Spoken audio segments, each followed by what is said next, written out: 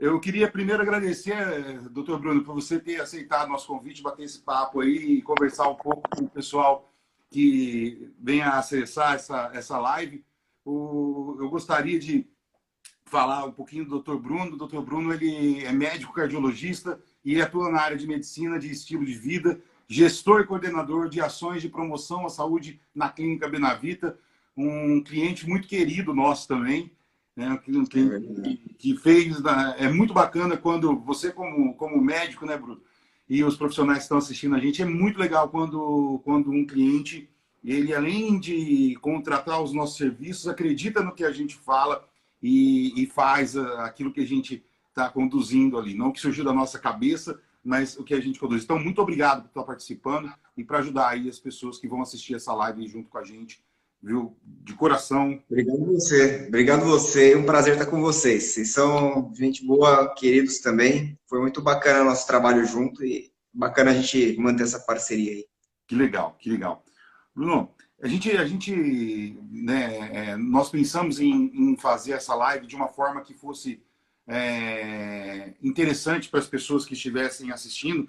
E a ideia é falar um pouco da estratégia de atendimento que você está usando lá na clínica e falar um pouco da forma como você começou a trabalhar mais afim com as redes sociais. O que mudou, assim, depois que começou a quarentena? Como é que foi lá na clínica essa mudança? Como que vocês agiram? Qual a expectativa lá? Por que vocês começaram, né? Como começou tudo isso? Como que mudou? Bom, na verdade, tem mais ou menos um mês, né? Então, que começou um susto maior em relação à questão da epidemia do coronavírus. A gente tinha uma realidade que era o seguinte: nós tínhamos, assim como o mundo, a expectativa de vir aí a infecção pelo coronavírus. De repente, todo mundo se assustou com o que vinha acontecendo na Itália. E aí, o Trump fez aquele primeiro anúncio mais, digamos, assertivo aí em relação à gravidade do vírus. Eu lembro bem, foi uma quarta-feira à noite. Naquela quinta e sexta já foram dias de maior susto. E a semana que entrou já foi uma semana que não tinha uma quarentena, não tinha um isolamento social. Mas a gente já começou a perceber que, progressivamente, de segunda até sexta, o movimento foi caindo porque a gente começou a ter um isolamento espontâneo das pessoas naquela ocasião. Então, o que aconteceu? Para a semana que viria, que foi a semana que entrou a quarentena, tanto em Campinas quanto no estado de São Paulo, o que a gente fez? Entendendo que a gente é um serviço essencial, que não dava para fechar, mas que também não dava para manter aberto no ritmo pé no acelerador total, o que a gente fez? Para a primeira semana, até porque as funcionárias estavam muito assustadas, então para a primeira semana a gente deixou a clínica semi-aberta, mas a gente cancelou as agendas eletivas. Então ia o médico para lá para resolver urgências. Então, se fossem urgências burocráticas ou fosse uma consulta de alguém que estivesse precisando. A segunda semana, Alex, a gente já começou a perceber que tinha uma necessidade da gente abrir um pouquinho a agenda espontânea mesmo. Então, a gente abriu, sem muita restrição, a gente não estava fazendo triagem mais, porque na primeira semana, para vir na clínica, a gente estava fazendo triagem.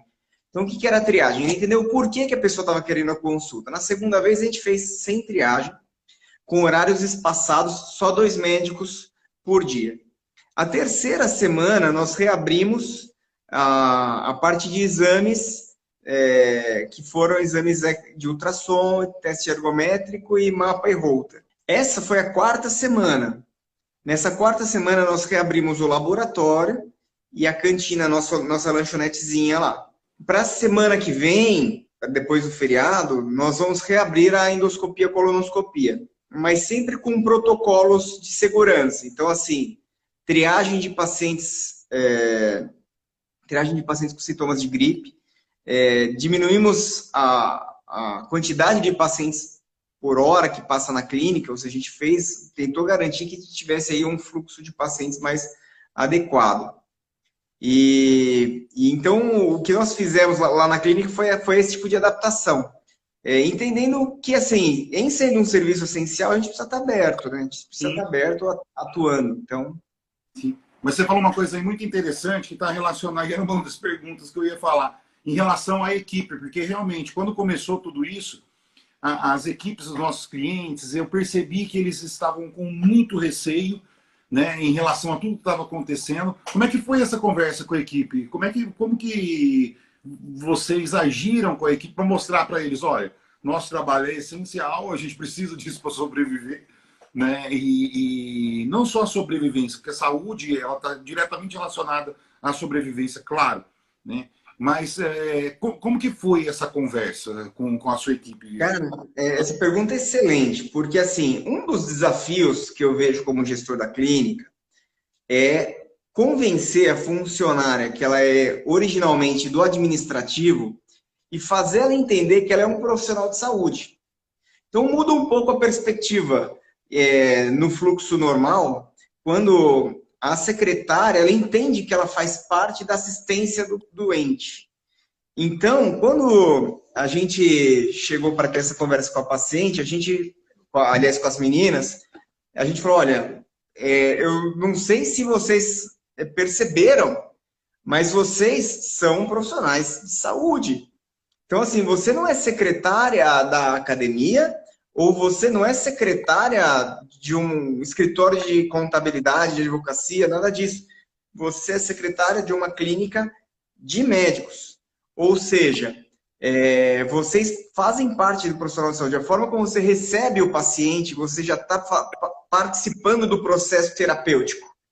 Então, na medida em que a gente fala isso, tem um segundo ponto, que é a questão do momento histórico que a gente vive um momento histórico ímpar na humanidade, e a nossa responsabilidade nesse momento histórico.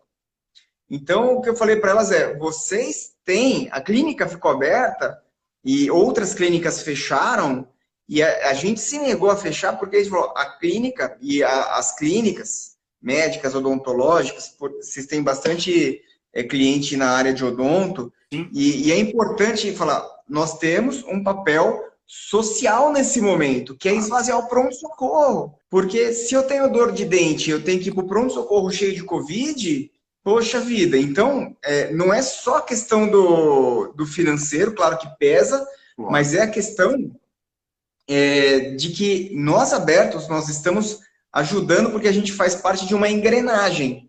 O nosso jeito de participar da engrenagem nesse momento é esvaziar o pronto-socorro. Então, a gente puxou muito para esse lado delas, entendeu? De fazer elas entenderem que elas participam desse processo terapêutico. Então, que elas precisariam estar presentes e estar atuando e estar ali junto ao paciente. Que isso é o nosso papel nesse momento. Sim, o negócio, né? Vamos falar de negócio, que é um negócio, mas ele não sobrevive sem a equipe, né? O negócio não é só o médico ou só a enfermeira, o negócio é toda a equipe. E mostrar isso é fundamental. Eu sempre digo isso para os meus clientes, você não pode ser o centro do seu negócio, você não pode ter todo o fardo nas suas costas, o seu negócio não é você, o seu negócio é a sua equipe. E agora fica mais claro isso, né, Bruno? Pois é, então, isso é uma das falas. Você fala assim, olha, presta atenção no seguinte, para o paciente ter acesso ao profissional que vai cuidar dele, você precisa estar lá. Então, você precisa da secretária. Você é a pessoa que faz a ponte entre o profissional de saúde e o paciente. Essa é a função da secretária. E, às vezes, elas não demoram para entender que quando elas assinam um contrato de trabalho numa clínica, elas, na verdade, estão falando, eu, a partir de hoje, sou profissional da área da saúde. Eu não sou mais do administrativo, né? Muda isso. Muito a perspectiva. E esse propósito faz toda a diferença na hora do atendimento. Não só pro paciente, mas para a gente mesmo se sentir mais à vontade. Para nós, profissionais que estamos trabalhando com atendimento, a gente se sentir mais à vontade. Como é que foi? Além disso, vocês tiveram que comunicar com os pacientes de vocês. Como que foi essa comunicação, Bruno?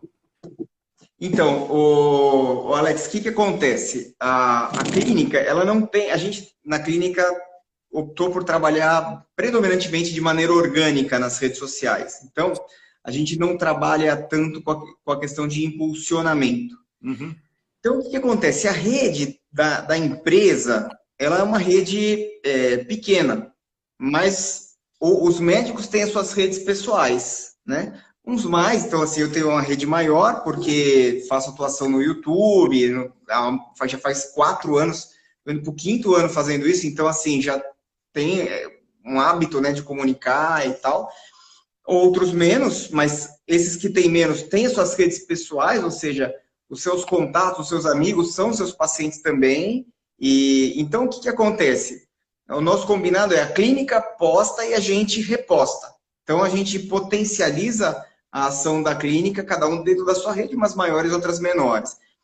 O nosso cuidado na comunicação, tanto do plano de contingência, que foi esse mais rigoroso, quanto depois, na hora de reabrir a agenda, foi a gente tentar mostrar que a gente tinha uma percepção de responsabilidade naquele momento. Então, na hora de diminuir a agenda, a gente falou, pessoal, é o seguinte, nós não estamos fechando, nós estamos cancelando os pacientes eletivos porque a gente está vivendo esse momento.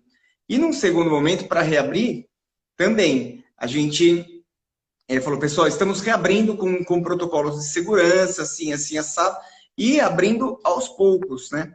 Porque o que acontece? Graças a Deus, a clínica, numa manhã normal, ela fica completamente lotada. Eu tenho 23 vagas na garagem de estacionamento, as 23 ficam ocupadas e faltam. Então, assim, imagina que isso se reflete também nas recepções, tem 3 recepções. Então, o que acontece? Gera aglomeração se a gente não tomar cuidado. Então, mas a gente foi abrindo aos poucos para indo e sentindo como que a gente iria fazer esse manejo sem gerar aglomeração. Então, essa semana, por exemplo, nós conseguimos um fluxo bem bacana para os pacientes, um fluxo bom. Isso garantiu movimento para a clínica e sem tumulto. Sem tumulto, sem aglomeração, os pacientes tranquilos. É normal que os pacientes e as pessoas estejam com medo, mas na medida em que eles chegam lá e veem que não tem aglomeração, então ele chega lá, tem o álcool gel, que tem a menina tomando todos os cuidados, que tem o espaço entre as cadeiras, ele fica tranquilo, e vê que não está demorando, ele fica tranquilo. Então, ontem, eu fiz uma live ontem, eu dei um treinamento hoje, e quando eu falei do processo, eu falei exatamente sobre isso. Da importância da gente ter pessoas dentro do negócio, além de ter o processo desenhado, ter as pessoas treinadas. Então, você mudou lá na clínica a forma de atendimento, esse processo, né? De recepção de cliente e paciente. Exatamente. Vou te dar um exemplo. O MAP e o Holter são 2 exames de 24 horas. O paciente põe o aparelho, aí ele tira o aparelho para poder... ele põe o aparelho, depois ele tem que tirar o aparelho e entrega para a menina faz já uma higiene normal do aparelho e põe no outro paciente. Mas, em tempos de Covid, até por uma questão de confiança do paciente, de tudo mais, o que a gente fez? Reduziu pela metade as agendas. Então, a gente põe metade dos aparelhos na segunda-feira, por exemplo. E o que a gente faz? O aparelho fica higienizado, ele fica num saquinho. Então, a menina abre o saquinho na frente do paciente, isso, põe o aparelho, mostra para ele, fala, esse aparelho é o aparelho higienizado de ontem para hoje, a gente tomou todos os cuidados, estou colocando em você. Quando ela retira... Antes não mostrava. Oi? Antes não mostrava. Não, antes não mostrava porque não tinha essa preocupação, a gente fazia higiene, mas não mostrava, entendeu? Aí a segunda rodada é assim, quando tira, fala, ó, estou tirando esse determinado espaço que é dos aparelhos usados, estou colocando aqui e tal. Então o paciente começa a ver que a gente está... A própria higienização da sala, então você aumenta o espaço entre as consultas e faz uma higiene mínima da sala, de mesa, de maca, de aparelho, se estiver usando algum aparelho. Isso faz uma diferença danada para o paciente ter a percepção aí do cuidado.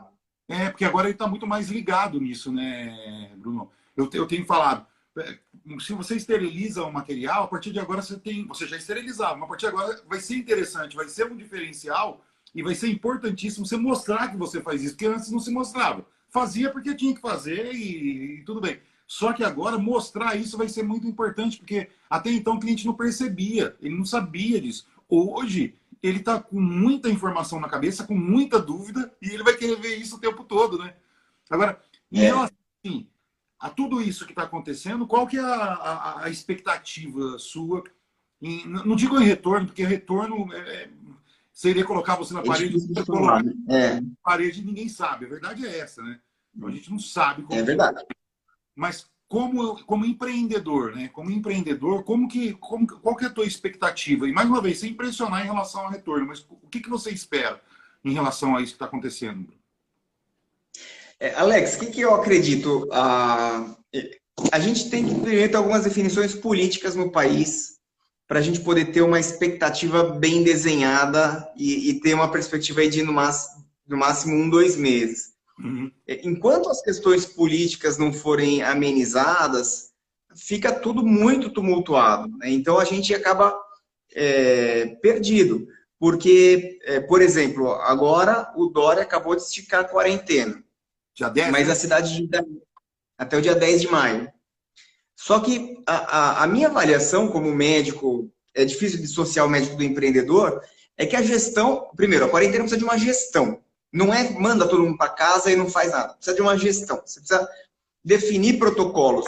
E aí o Jonas Donizete aqui em Campinas já está começando a ensaiar isso. O prefeito de Indaiatuba também, porque a quarentena que está em São Paulo, onde a situação está mais grave, não pode ser igual à quarentena de Jaguariúna, que não Perfeito. necessariamente vai ser igual à quarentena de Indaiatuba.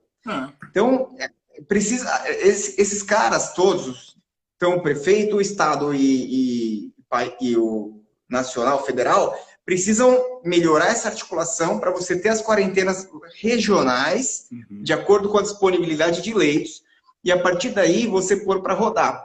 Nós temos a sorte de ser um serviço essencial. Sim. Então, em sendo um serviço essencial, a gente consegue manter o nosso funcionamento dentro desses protocolos e aí vamos tocar o barco com segurança.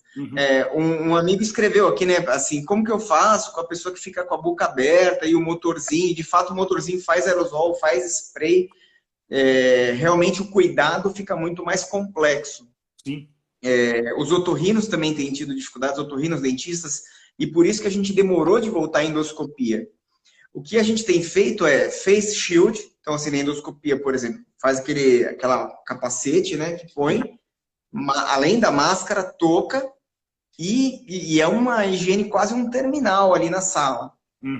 Ainda assim, pode ter aerosol? Ainda assim pode ter aerosol. E aí, no caso do dentista, vai ter que avaliar caso a caso, dependendo da especialidade que ele faz também, né? Porque o odonto tem as suas especialidades. Sim.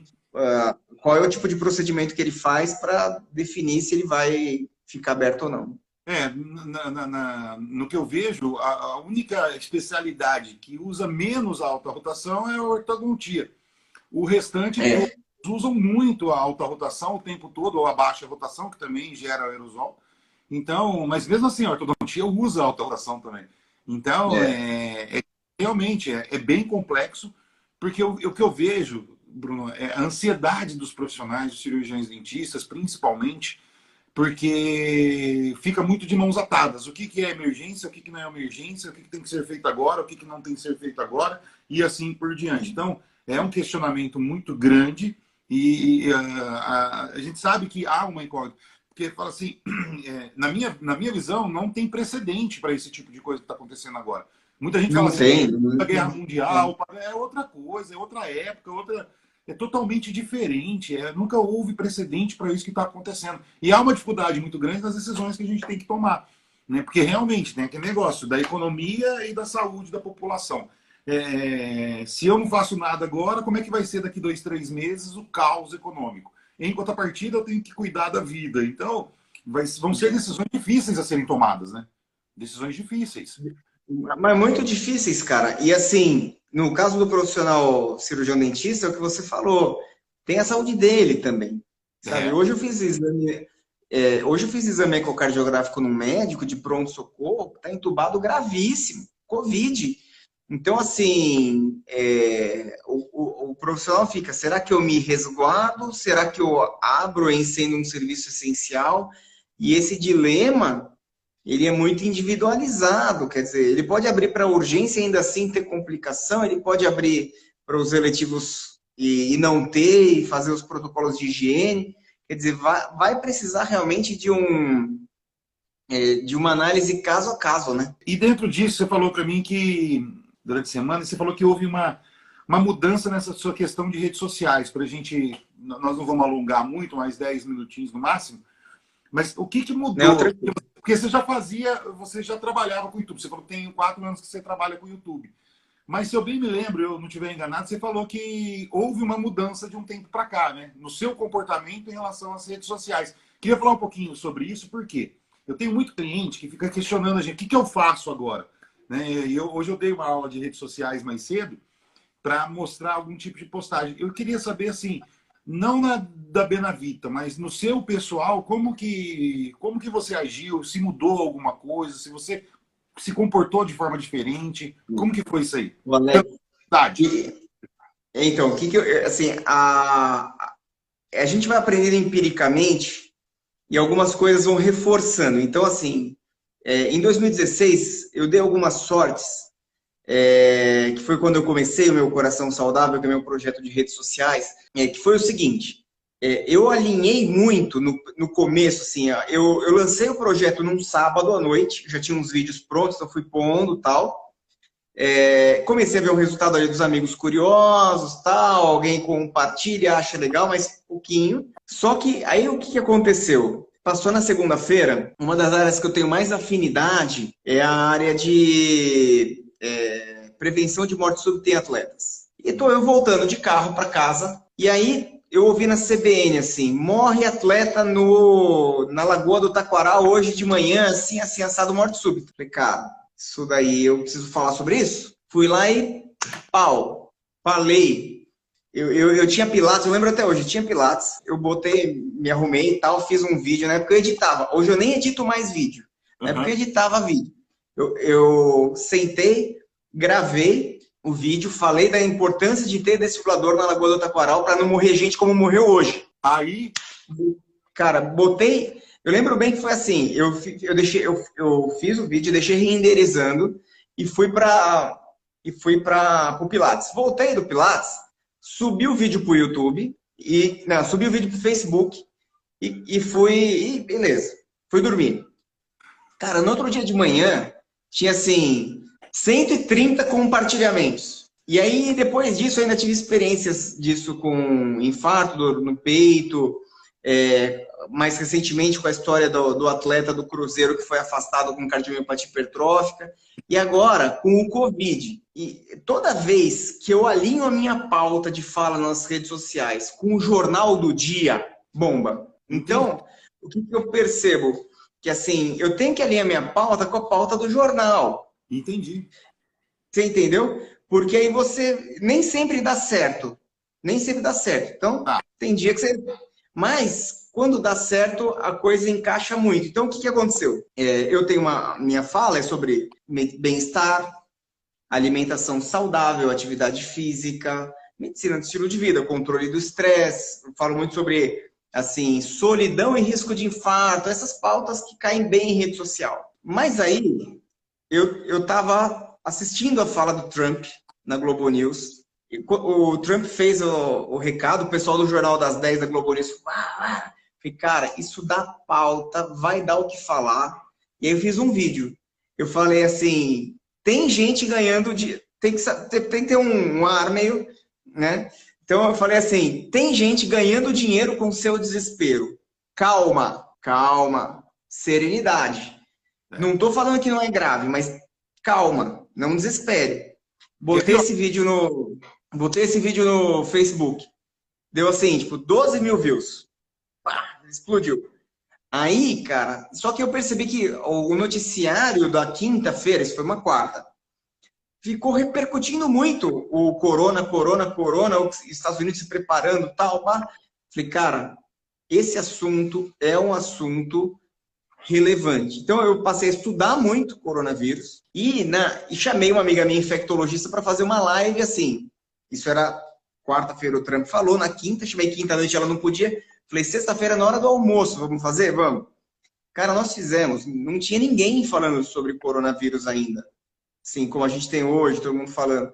Sim. Então, isso caiu muito bem para o momento, porque resolveu a angústia. Além de aumentar muito a questão dos seguidores, das curtidas, do tráfego, de tudo, a questão emplacou de a mídia tradicional vir buscar informação comigo por causa do timing, entendeu? Então, assim, naquele final de semana, poucos médicos tinham se posicionado como autoridade, do tipo, eu já estou sabendo sobre o assunto, vamos conversar.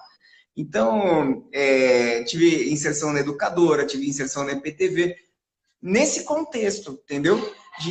Tava todo mundo com muita dúvida. E para ajudar, e aí é uma baita sorte no sentido, assim, do assunto, né? Que foi que saiu aquela notícia lá atrás da questão de que o coronavírus prejudicava em especial quem tomava captopril e losartan, que são 2 remédios que os meus pacientes tomam a rodo. O brasileiro toma muito captopril e losartan. Tanto é que esse vídeo, Alex, ó, o canal O Meu Coração Saudável tem 55 mil inscritos. Bacana. O vídeo mais visualizado tem 190 mil views, tá? O meu mais visualizado. Não bateu 200 ainda. Aí, o que eu fiz? Quando chegou essa notícia, eu falei, cara, agora é hora de eu comunicar com a população. Aí eu comuniquei sobre isso, sobre a questão do captopril e do losartan, porque estava todo mundo em dúvida. E aí eu coloquei assim no título, era só o que me faltava, 2 pontos. Captopril e losartan. Ao invés de eu falar a classe do remédio, ou seja, inibidor de eu pus o nome que o povo toma. Captopril e losartan. Aumenta o risco de morte por coronavírus? Ponto de interrogação. Entenda os estudos. Cara, encaixou. Esse vídeo, Alex, ó, o meu maior vídeo tem 190 mil views. Esse vídeo deu 170 em uma semana. Pau! Explodiu o canal. Então, assim, a questão que eu vejo muito é a gente encaixar a pauta do que está acontecendo na sociedade, entendeu? E, por exemplo, no caso, vindo na minha cabeça agora, né? Eu lembro uma época, na época da Copa do Mundo, o pessoal zoava muito o Roberto Firmino, que ele tinha feito lá uma plástica nos dentes, eu não sei bem como que era e tal. O cara que faz isso, era a hora dele falar, ó, você quer saber qual que é o procedimento que o Roberto Firmino fez? Pau! Então, saber manejar isso de uma maneira que você está alinhado com o jornal do dia, né? Eu só não acredito que é sorte isso tudo que você tem. Porque eu tenho até uma frase do Bernardinho que ele fala, né? Quanto mais meu time treina, mais sorte ele tem, né? Então, é verdade. Quanto mais você faz, quanto mais você estuda, quanto mais você está ligado no dia a dia, mais sorte você tem. Quer dizer, não é sorte, eu digo sorte porque, assim, o remédio que eu mais prescrevo estar envolvido no assunto é um negócio que está totalmente fora do nosso controle, né? Tá certo que eu entendo o mérito que você fala, né? De falar assim, pô, mas você se ligou que tinha que falar e... Lógico, é isso. Pôs na roda, né? E é isso que é importante, porque as pessoas perguntam muito o que eu tenho que fazer. Primeira coisa, você tem que estar ligado no que está acontecendo. E essa dica que você deu para a área de saúde, das pessoas olharem o que está acontecendo no dia e comentar sobre aquilo, essa é uma dica preciosíssima. E eu, de verdade, eu estudo muito, não sou um mestre nas redes sociais, eu sou mais um curioso, né? Eu tenho uma empresa que faz isso para a gente, mas isso que você falou agora é importantíssimo, eu nunca ouvi ninguém falar. Eu nunca ouvi ninguém falar sobre isso. Na área de saúde, você está ligado no que está acontecendo no dia e falar. Igual falar de coronavírus, se você começar agora a falar de coronavírus, você já está... Você pode até falar. Exato. Mas, agora já foi. Você pode até falar, deve falar porque está acontecendo. Mas a gente tem que estar sempre ligado no que vai acontecer lá na frente. Essa dica tua aí foi preciosíssima, viu? Preciosíssima. Por exemplo, agora a pauta que está me guiando não é mais coronavírus, é como interromper a quarentena. Exatamente. Mudou o assunto. Mudou o assunto. Entendeu? O coronavírus está esgotado praticamente. Então agora é como que a gente vai interromper? Porque beleza, tem que fazer quarentena, mas como que a gente faz a quarentena desfazer? Como que a gente põe a galera na rua de volta? Porque, vai ter que voltar para a rua. Então, a gente tem trazido essa pauta, é uma forma de discutir. Não, isso faz uma diferença importante, Alex. Eu percebo que, assim, as pessoas... o que me motivou a começar a trabalhar com redes sociais foi o seguinte entendimento. Um médico, um dentista, um profissional da área da saúde que tem uma formação acadêmica muito intensa, ele tem que estudar muito tecnicamente, aí ele começa a ficar muito preocupado em falar com os outros médicos. Sim. E desconecta da sociedade, cara. E tem um espaço para o médico, para o dentista, para o profissional da área da saúde, para ele falar com a sociedade quer ouvir esses caras. E os caras não querem falar, porque eles estão preocupados em falar mediquês, em falar uma linguagem rebuscada para ser reconhecido pelos seus pares. Só que o que precisa entender é que o seu cliente não é os seus pares. Exatamente. Seu cliente é quem vai no seu consultório, é quem vai na sua clínica, esse cara é o seu paciente, é o seu alvo, é com ele que você tem que estar conectado. A maioria dos profissionais tecnicistas, eles normalmente fazem postagens para os seus pares, ao invés de fazer para o cliente. Isso é uma pura verdade. O médico, o dentista, o fisioterapeuta e assim por diante, ele tem uma condição de fazer uma postagem na parte técnica. E é o que você disse, você tem que falar a língua do cliente. Né, deixar o tecnicismo de lado um pouco e falar o que o cliente quer ouvir. Porque aquele post, a não ser que você dá uma aula, dá curso, alguma coisa, você pode colocar uma coisa mais técnica para que as pessoas, os dentistas ou os médicos vejam. Mas você tem que falar a língua dele, isso é perfeito. Você pode fazer uma mescla, né?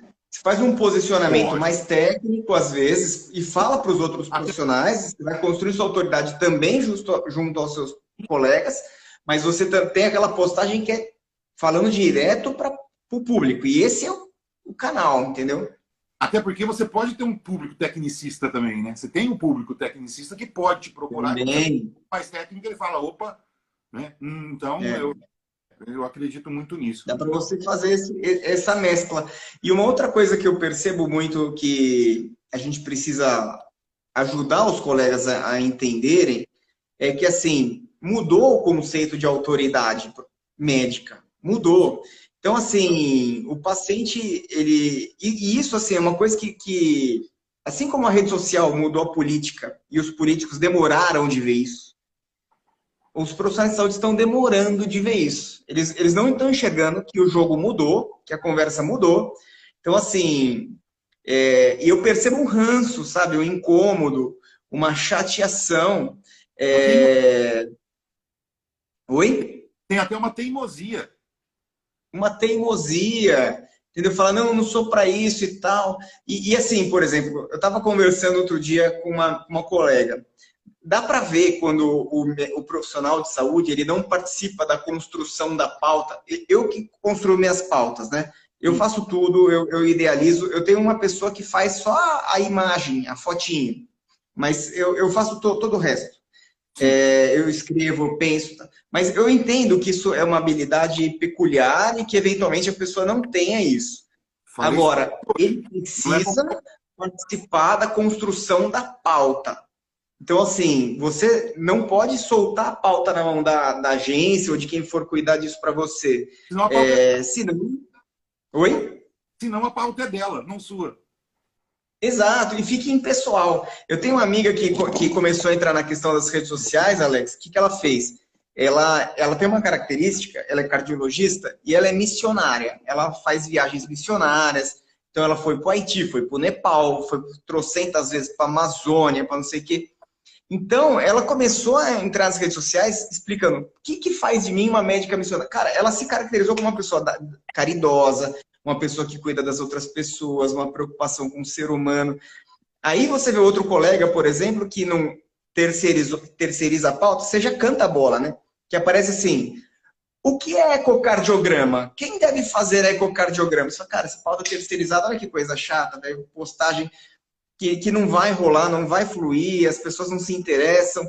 E também tem uma coisa que acontece muito com o profissional, às vezes ele entende que a clínica, e é por isso que a rede da Benavita não é maior do que a dos seus médicos, porque eu tenho entendimento, e a gente tem trabalhado muito isso, que assim, as pessoas querem se relacionar com pessoas. Então, o teu paciente, ele não quer se relacionar com a tua empresa, ele quer se relacionar com você. Ele quer sentir que ele faz parte da tua vida e que você faz parte da vida dele, essa conexão entre seres humanos. Então, Eventualmente a pessoa quer estar, por exemplo, no Insta da Benavita para ter os informes e tudo mais, e bacana, mas ele quer também estar na rede do médico, porque ele é paciente do médico, ele quer ter um contato, ele quer interagir com esse médico e sentir que ele faz parte dessa história.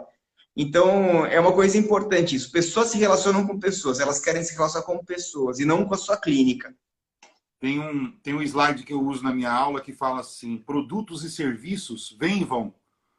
O que fica é relacionamento.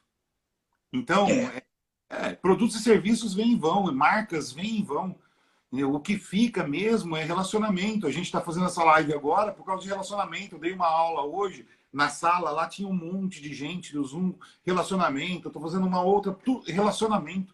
Independente, é claro, o Altera é importantíssimo, essas empresas também são, mas tudo que eu tenho hoje, o que eu faço hoje é por causa de relacionamento. Então, o cirurgião dentista, o médico, ele tem que pensar nisso. Produtos e serviços vêm e vão. O que fica é relacionamento com as pessoas.